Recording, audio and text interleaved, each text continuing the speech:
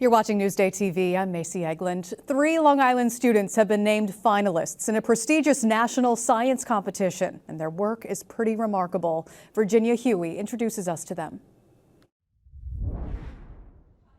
High fives and hugs for Natasha Colby-Watt. The Jericho High School senior was excited to learn she's one of 3 Long Island students named finalists in the prestigious Regeneron Science Talent Search. This was the moment Natasha broke the news to her mom. Guess what? I got STS finalist. You เข้า40 ใช่ปะ Yeah. For Natasha, the achievement is a childhood dream come true. It means years and years of hard work finally being recognized and also paid off. Natasha's project focused on biomarkers that could predict suicide risk. She says her research is not only important, it's personal.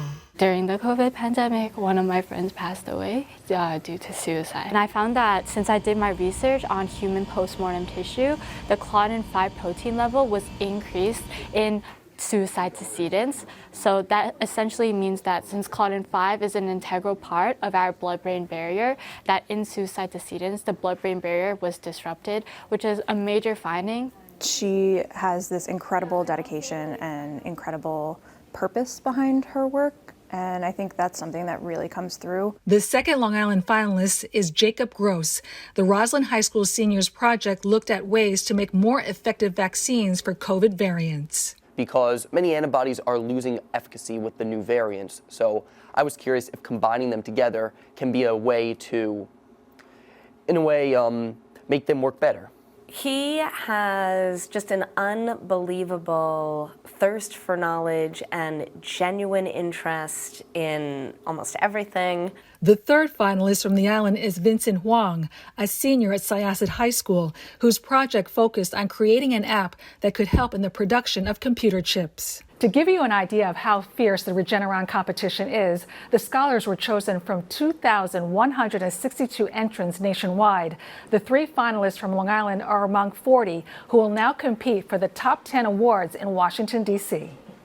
I'm so excited to go there. For Newsday TV, I'm Virginia Huey.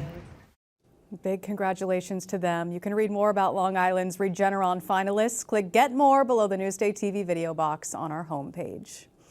A new $7 million medical center has just opened in Riverhead. Today was the ribbon cutting ceremony for Catholic Health's 15,000 square foot ambulatory care center on Old Country Road. It has 30 patient rooms and offers primary care and a host of other specialty services. We'll have urology, we will have orthopedics, we'll have spine, not just for adults, but also for children. The medical center will also offer cardiology services in the future. To read more about the ambulatory center, click Get More below the Newsday TV video box on our homepage. People in the Harborfield School District just approved a plan to borrow more than $39 million. That money will be used to fix the roofs and make improvements to 4 school buildings. It's expected to cost the average taxpayer in the district another $260 a year. And a big donation to Farmingdale State College will help students learn how to invest. Farmingdale graduate and entrepreneur Murray Pasternak just gave the school $750,000. The school says it will allow students to manage an investment fund and make actual trades with real money as part of their business education. One of the island's most successful football programs is changing conferences. Garden City will be going to Conference 3 from Conference 2. The Nassau County High School Football Coaches Association made that announcement, citing lower enrollment at Garden City. The Trojans have won 7 of the last 9 Long Island Class 2 championships. Let's take a look at your Long Island forecast now. Tonight, we stay above freezing, around 41 degrees with some rain. Tomorrow, even warmer, highs around 51 degrees, but that rain does continue. Here's a look at the day planner. We'll take a look at your 7-day forecast for you in just a few minutes. Long Island weather is brought to you by Home Tax Saver, PTRC Incorporated.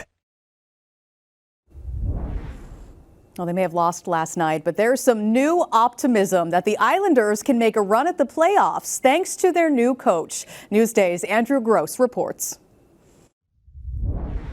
There's a new boss in town for the New York Islanders as they try and get themselves back into a playoff spot. Lane Lambert has been relieved of his duties, and Hall of Fame goaltender Patrick Waugh, who last coached the Colorado Avalanche in the NHL from 2013 to 2016, is the Islanders' new bench boss.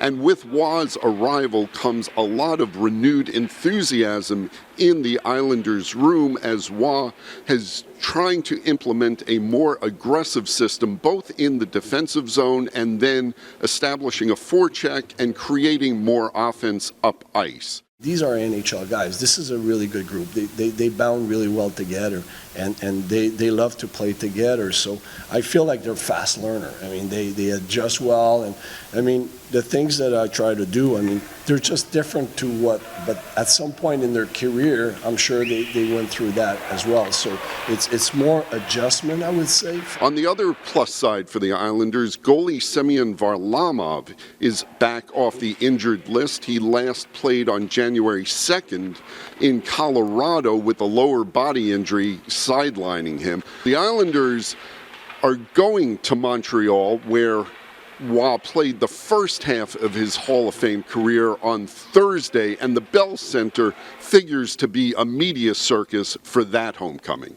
For Newsday TV, I'm Andrew Gross. You can read more about the Islanders on our website, newsday.com. Click below the Newsday TV video box.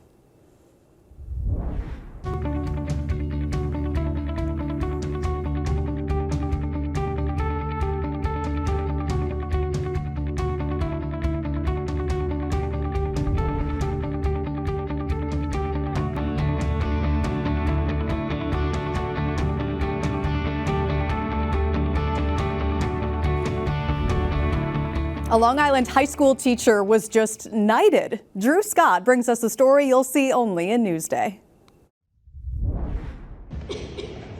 You're watching a knighthood ceremony that's been repeated over and over since the 13th century in Florence, Italy. That's Calhoun High School social studies teacher Dr. David Goldberg being knighted in the famed Basilica of Santa Croce, where Dante and Michelangelo are buried. The Grand Master of Parte Guelfe touches his shoulders with a ceremonial sword. It was the greatest honor of my life.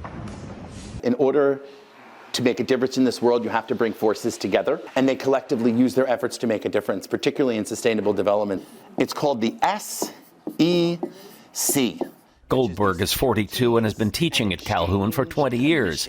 He was knighted for his work on behalf of educating Long Island students and for his anti-violence work at the United Nations and for the President's Leadership Council in Washington. His colleagues and students say they're thrilled he's become a Knight of the Ancient Order. I don't know anyone else who's a knight. I mean, it's so unique. But again, knowing his character and what he does, it was fitting. He is really cool. Like, I feel like instead of just being a teacher, like, he's kind of like a friend to us. Like, we could just talk to him. Parte Guelfe Knights have been active since the year 1266, working on behalf of world peace. He joins a membership that includes popes, princes, and prime ministers. The responsibilities of being a knight with the Parte Guelfe are to continue your capacities of making a difference in sustainable development so that we leave a world that is usable and is sustainable over a long period of time for future generations. Goldberg says with his new knighthood, he can nominate others and says it's a responsibility he takes very seriously.